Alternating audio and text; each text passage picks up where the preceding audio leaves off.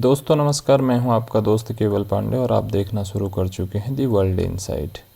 हमारा आज का टॉपिक है लैंडफॉर्म एंड देयर इवोल्यूशन, भू आकृतियाँ और उनका विकास। एनसीईआरटी फॉर ऑल के इस सीरीज़ में हम सभी लोग भौतिक भूगोल के मूल सिद्धांतों के ऊपर बात कर रहे हैं।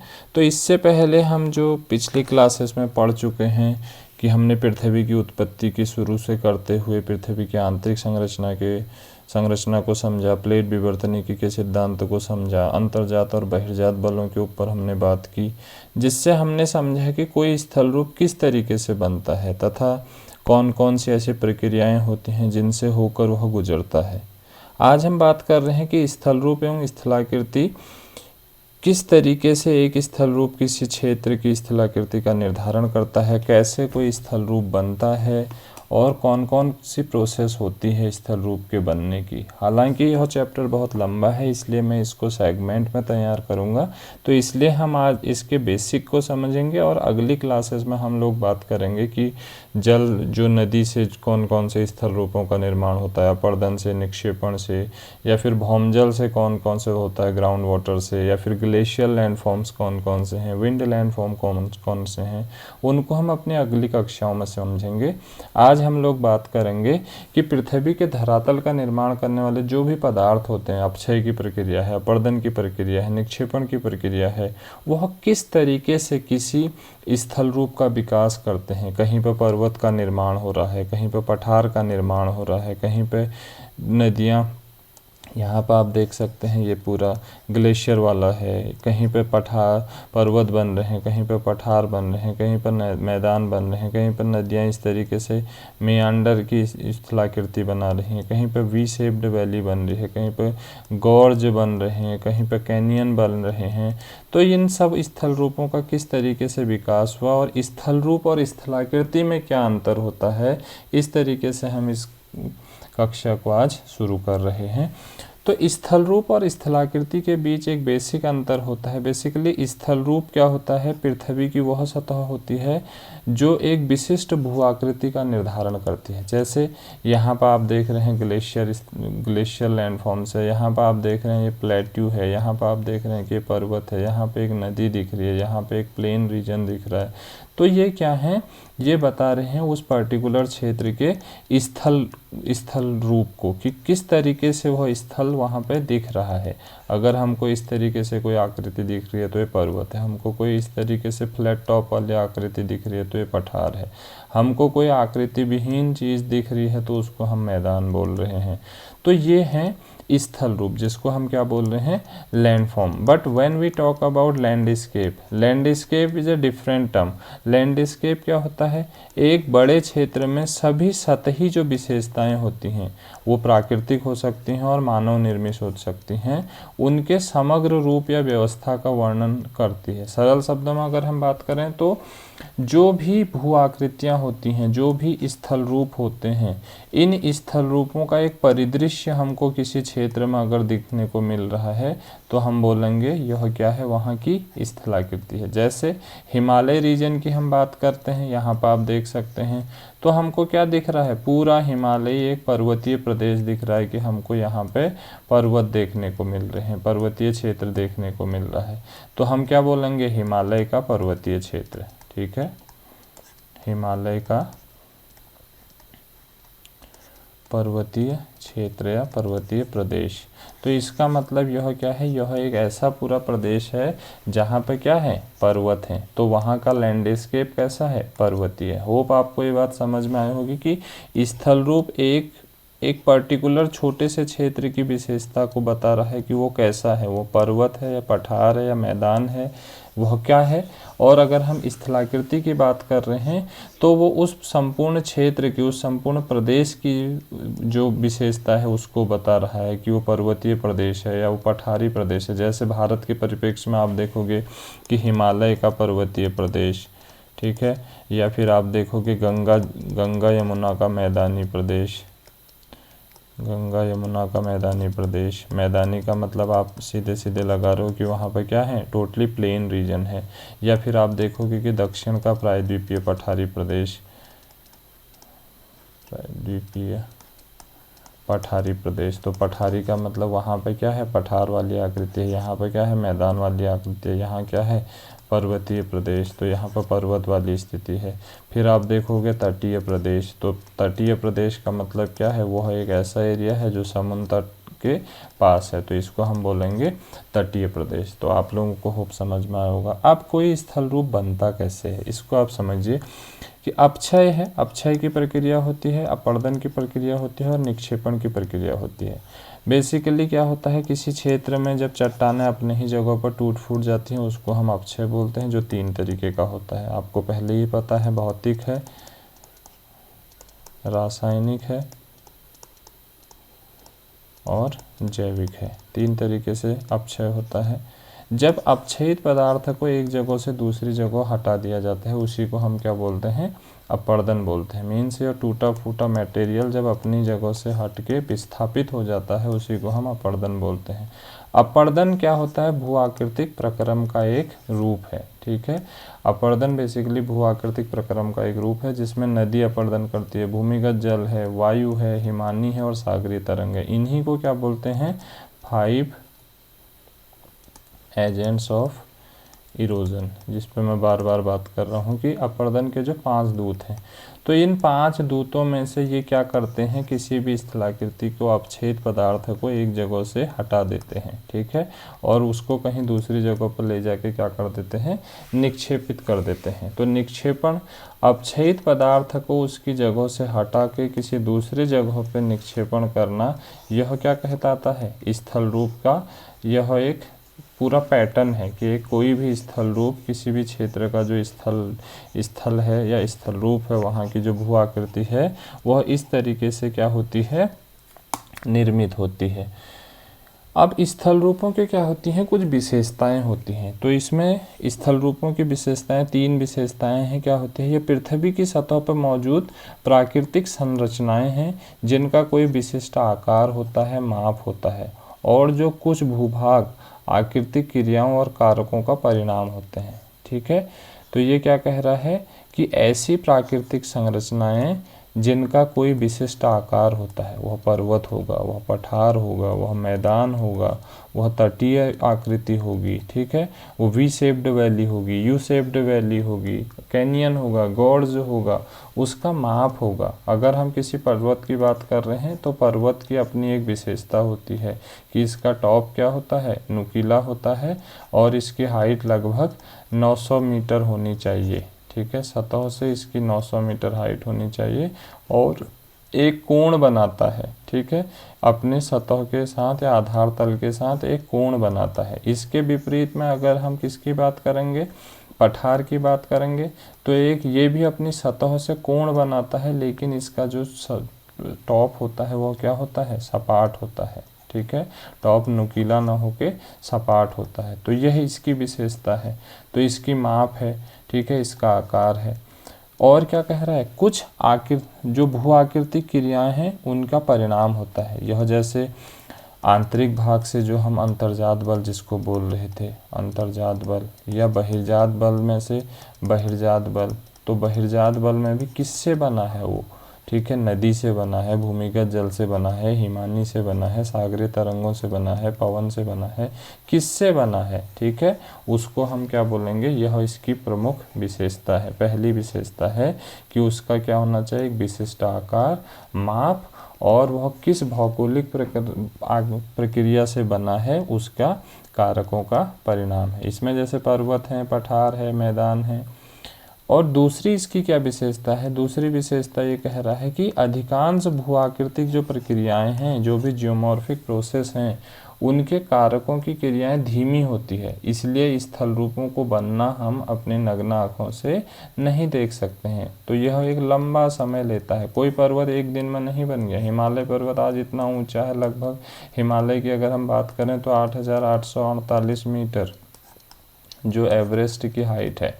तो एवरेस्ट की हाइट एक दिन में इतनी नहीं बन गई, इसको करोड़ों साल लगे हैं अपनी इस हाइट तक पहुंचने के लिए। तो इसकी गति क्या होती है, भूगर्भिक क्रियाओं की गति धीमी होती है, जिसकी वजह से यह अपने वर्तमान स्वरूप को प्राप्त करता है। और प्रत्येक भू आकृति की शुरुआत होती है और एक बार बनने के बाद इसके आकार में, माप में और इसकी प्रकृति में बार बार चेंजेज आते हैं। तो हम ये नहीं कहेंगे कि अगर एक कोई पर्वत बन गया है अब ये हमेशा के लिए पर्वत ही बनेगा। इसमें क्या होगा, इसकी हाइट में बदलाव हो सकता है, या तो इसकी हाइट बढ़ सकती है या इसकी हाइट क्या हो सकती है, घट सकती है, कट सकता है, और यह पर्वत क्या हो सकता है, एक आकृति विहीन संप्राय मैदान में बदल सकता है। तो इसका मतलब है कि इसमें लगातार क्या होती रहती है, निरंतर क्रियाएं होती रहती हैं, जो कभी कभी बहुत जल्दीबाजी में होती है या बहुत तेजी से घटित होती हैं या कभी बहुत लंबा समय लेती हैं। ठीक है, तो किसी भी स्थलाकृति का निर्माण अगर एक बार हो गया तो वह ऐसा नहीं है कि वह वैसा ही रहेगा। इसका मतलब वह गतिमान अवस्था में है कि आज वह अगर एक पर्वत है तो वो कट के कभी आने वाले समय पे वहाँ पर क्या हो सकता है, एक संप्राय मैदान बन सकता है, वह जिसको हम पेनी प्लेन बोलते हैं। ठीक है, पेनी प्लेन के रूप में वो हमको वहाँ पर दिख सकता है। तो कोई स्थल रूप होता है, उसमें क्या बदलाव जो आते हैं, बदलाव दो कारणों से आते हैं। एक तो जलवायुविक दशाओं में परिवर्तन, इसकी वजह से बदलाव आते हैं। दूसरे जो भूगर्भिक संचलन होते हैं इसकी वजह से आते हैं। अब जलवायु दशाओं में परिवर्तन से कैसे बदलाव आते हैं, जैसे किसी क्षेत्र में आज की जो जलवायुविक दशाएं हैं वह कल को बदल जाती हैं। आज किसी क्षेत्र में ठंडा है और कल की इस क्षेत्र में बहुत ज़्यादा गर्मी पड़ने लगी, तो जो जहाँ पर आज हमारा हिमालय पर्वत है यह कल को क्या हो जाएगा, पूरा मेल्ट हो जाएगा। लेकिन जो इसका आधार तल है, जिसको हम सी लेवल बोलते हैं, सी लेवल अप हो जाएगा, सी लेवल बढ़ जाएगा। तो जो नदियाँ जो आ रही हैं इस सागर में अभी मिलने के लिए, जहाँ पर आज आधार तल है, यह आधार तल बदल जाएगा। तो आधार तल बदल जाएगा तो जो स्थलाकृतियाँ हैं उनमें भी बदलाव देखने को मिल रहे हैं। ठीक है, यहाँ पे जैसे कोई नदी का भी आधार तल ये है, तो इस आधार तल पर नदियाँ आ रही हैं, तो यहाँ पे अपने उद्गम क्षेत्र से यहाँ पहुँचने तक बहुत तरीके की स्थलाकृतियों का निर्माण कर रही हैं। लेकिन सडन से क्या होगा कि अगर वहाँ की जलवायु बदली तो इसका आधार तल समुद्र में बहुत सारा पानी आएगा, तो इसका आधार तल ऊपर आ गया, तो अब ये जो स्थलाकृतिक रूप था यहाँ पे ये नहीं बन पाएगा। ठीक है, ये यहाँ पे अब निर्मित नहीं होगा, जिसका विकास यहाँ पे नहीं होगा। या दूसरी तरफ क्या हो सकता है कि यहाँ और ज़्यादा ठंड पड़ गई, तो जो इसका आधार तल है वो नीचे चला गया, तो अब नदी और ज़्यादा इरोजन करेगी या निक्षेपण करेगी। तो इसी को बोलते हैं पुनर्युवन। पुनर्युवन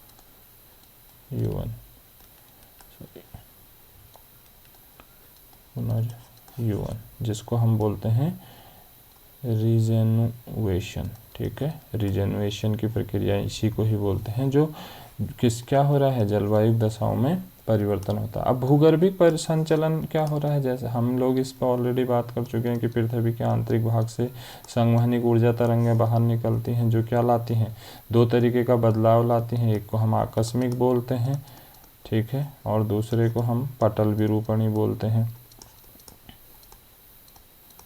तो आकस्मिक में हमने देखा क्या था, भूकंप था और ज्वालामुखी थे। ठीक है, भूकंप और ज्वालामुखी।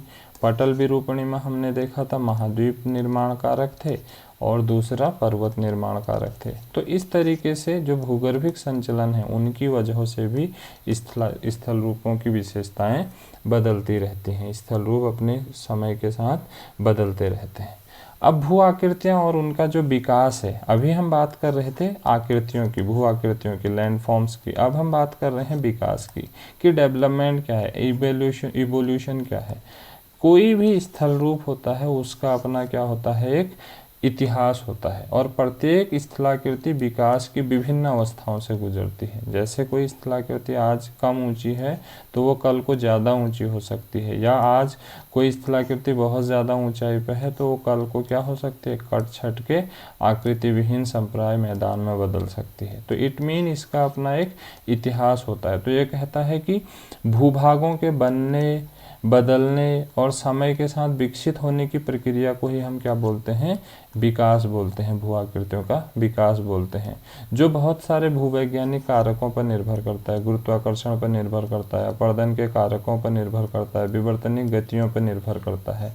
तो इन सब की वजह से ये क्या होता है, किसी भी स्थल रूप का विकास होता है।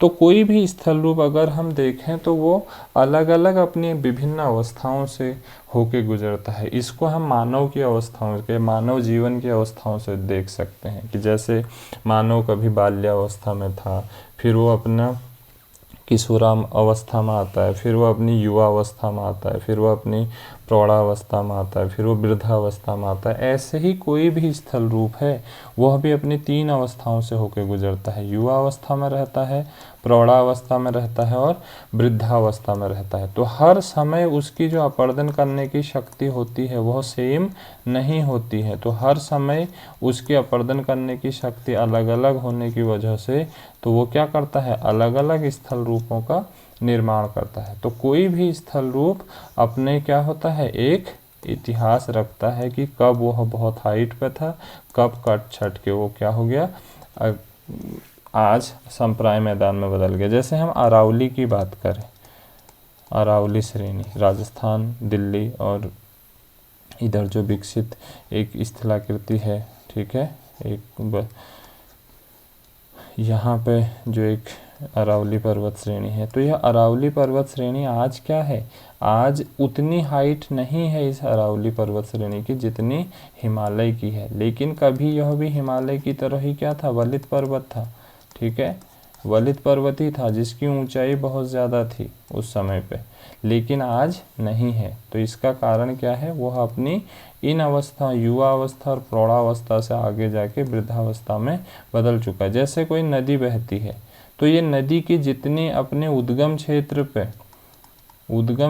पे जितनी इसकी कटाव करने की शक्ति होती है, उतना ही इसके अपने मुहाने जहाँ पे डेल्टा का निर्माण करता है, सागर से मिलता है, वहाँ पे इसकी इतनी ही शक्ति नहीं रहती है। तो क्यों नहीं रहती है, क्योंकि उसके पीछे कारण है कि वो अपनी अलग अवस्थाओं से होके गुजर रहा है। तो अगर हम बात करें अब युवा अवस्था के दौरान, तो इस चरण में क्या होता है कि कोई भी भूमि होती है उसकी ऊंचाई बहुत अधिक होती है। आप इस फिगर में देखिए, आप इस फिगर में आपको चीज़ें क्लियर होंगी कि देखिए कि किस तरीके से यह ऊंची ऊंची पर्वत श्रृंखला है। तो यहाँ पे क्या हो रही है, जब कोई नदी बह रही होती है, इस तरीके से बह के आती है, तो इस नदी में क्या होता है, बहुत ज़्यादा प्रेशर होता है। इस नदी की जो गति बहुत होती है, ठीक है, इसमें बहुत ज़्यादा ढाल होता है, क्योंकि यह बहुत ऊंचे वाले क्षेत्र से आती है। तो यहाँ पे नदी में क्या होता है, ढाल होता है। तो ढाल के सहारे जब कोई नदी प्रवाहित हो रही होती है अत्यंत तीव्र गति से,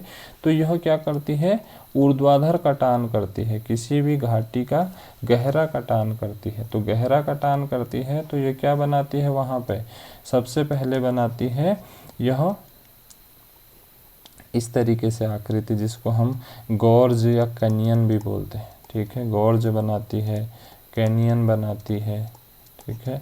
वहाँ पर उसके बाद वी आकार की घाटी का निर्माण कर रही है। जैसे कि वी आकार की घाटी आप इसमें देख पा रहे हैं कि यह वी आकार की घाटी आपको अंग्रेजी के वी शेप्ड की तरफ दिख रही है।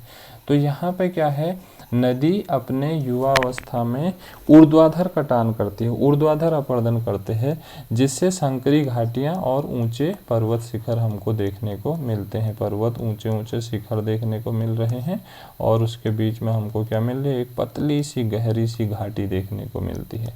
इसके बाद नदी पहुँचती है अपने प्रौढ़ावस्था में। इस समय क्या होती है, अब नदी के पास अपना जल क्या होता है, ज़्यादा होने लगता है, और जल के साथ साथ यहाँ से जो उसने कटाव किया हुआ उसके पास अवसाद है, अब वो अवसाद भी इस नदी के पास है। इसलिए अब यह नदी क्या होती है, इस नदी की गति थोड़ा मंद हो जाती है, गति मंद हो जाती है।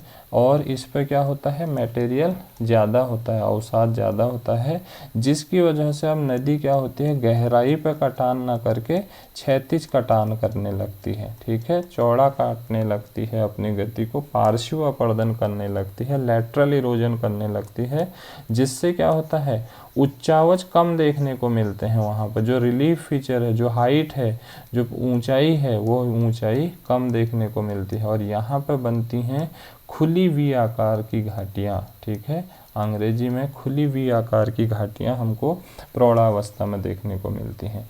वृद्धावस्था में क्या होता है, जिसको हम ओल्ड एज बोल रहे हैं, यहाँ पे भूमि की ऊंचाई कम हो जाती है। ठीक है, बहुत कम हो जाती है, ढाल बहुत कम हो जाता है, एक समतल सा सरफेस हमको देखने को मिलता है। यहाँ पे नदियाँ क्या होती हैं, बहुत ही अत्यंत मंद गति से चल रही होती है, अत्यंत मंद गति हो जाती है। ठीक है, ढाल बहुत मंद हो जाता है, ढाल मंद हो जाता है, ढाल मंद है, गति कम है और उस पर अवसाद क्या होते हैं, अवसाद बहुत अधिक होते हैं, अधिक मात्रा में अवसाद होते हैं। तो इससे अब क्या करती है, कोई भी नदी अपने लुढ़कते लड़कते चलती है, इस तरीके से मंद गति से चलती है, जिससे यहाँ पे अलग तरीके की स्थलाकृतियों का निर्माण करती है। तो इन्हीं को हम बोल रहे हैं, जिसको हम इस तरीके से नदी लुढ़कते हुए चल रही है, जहाँ को उसको जिधर को ढलान दिखा उधर को नदी बह जाती है। तो इसी को हम बोलते हैं मियांडर।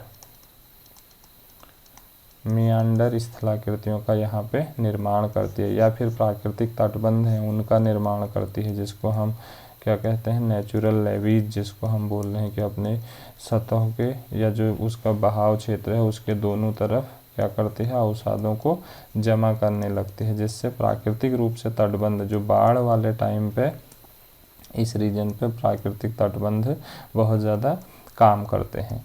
तो ये है जो भी युवावस्था है, प्रौढ़ावस्था है और वृद्धावस्था है किसी भी नदी की, उसके ऊपर किस तरीके से कोई नदी अलग अलग स्थलाकृतियों का, स्थल रूपों का निर्माण कर रही हैं, जिसको हम अपने अगले वीडियो में विस्तार से समझेंगे कि कैसे आई आकार की घाटी, गॉर्ज, कैनियन, गॉर्ज और कैनियन में क्या डिफरेंसेस हैं, वी शेप्ड वैली क्या है, आई शेप्ड, और जो खुली वी शेप्ड वैल्यू है, जलोढ़ पंख किसे बोलते हैं, या फिर जो जलप्रपात हैं उनका निर्माण कैसे हो रहा है, प्राकृतिक तटबंधों का निर्माण कैसे हो रहा है, डेल्टा कैसे बन रहा है।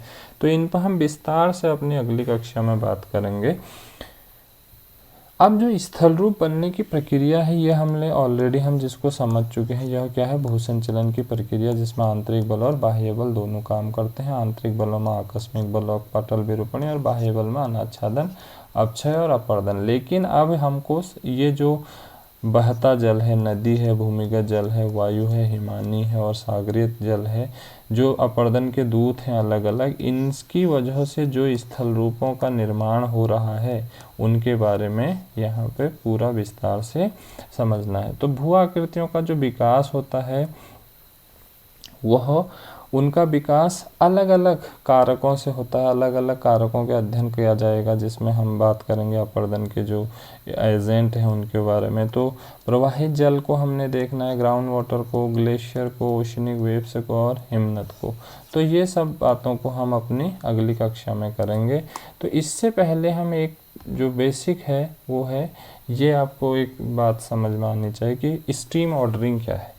स्ट्रीम ऑर्डरिंग का मतलब है जहाँ पे जैसे कोई नदी जन्म ले रही है, इसकी कोई भी सहायक नदी नहीं है। ठीक है, सहायक नदी इसकी कोई भी नहीं है। तो जिसकी कोई भी सहायक नदी नहीं है उसको बोलेंगे हम फर्स्ट ऑर्डर स्ट्रीम। ठीक है, उसका ऑर्डर क्या है, फर्स्ट है। ठीक, तो यहाँ पर आप देख सकते हो नीला, जो इनकी कोई भी सहायक नदी नहीं है। तो ये छोटी छोटी जो गाढ़ गधेरे हमको देखने को मिलते हैं, एक किसमें, जो भी अपवाह क्षेत्र होता है, उस अपवाह क्षेत्र में हमको जो छोटी छोटी नदियाँ इस तरीके से दिखती हैं, फिंगर टिप जो नदियाँ हैं, तो इनको हम बोल रहे हैं क्या, फर्स्ट ऑर्डर स्ट्रीम। ठीक है, तो जिसकी कोई भी सहायक नदी नहीं है वो क्या है, फर्स्ट ऑर्डर स्ट्रीम है। जहाँ पे दो फर्स्ट ऑर्डर स्ट्रीम मिल जाती हैं वहाँ से वो नदी बन जाती है सेकेंड ऑर्डर स्ट्रीम।